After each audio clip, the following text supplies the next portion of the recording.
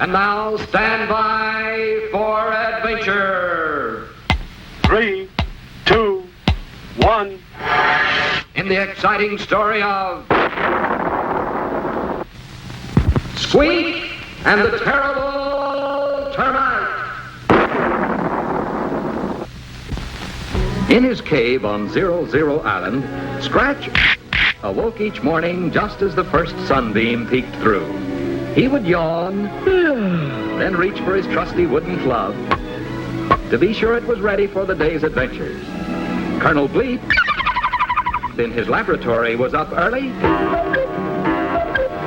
just in time to silence that noisy bird in the wooden clock before it could finish its morning call. Because in his little dream house, Squeek would still be sound asleep in his cozy bed. This morning, however, things began in a very different way. When Scratch yawned and reached for his wooden club, it was missing.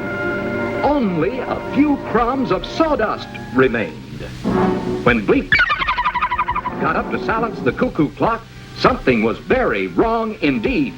Only the metal springs, gears, and numerals were left.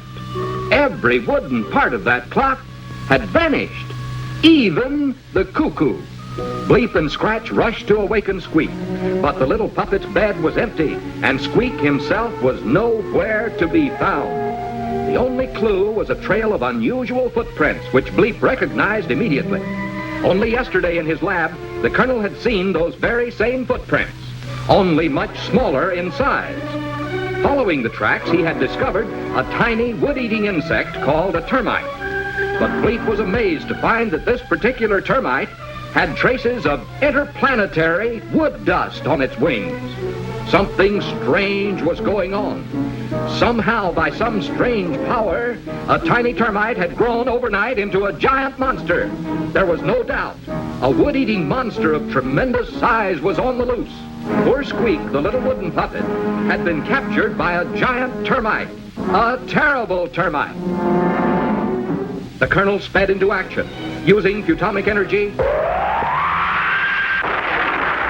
he quickly made for Scratch a brand new club.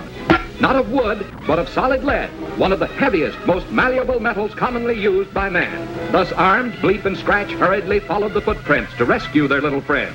Suddenly, they were upon him. There was the great insect sprinkling salt on the poor wooden puppet, who lay bound on a huge platter. This was a time for quick thinking and fast action. With caveman strength, Scratch molded his heavy but malleable metal club into a statue that looked exactly like Squeek.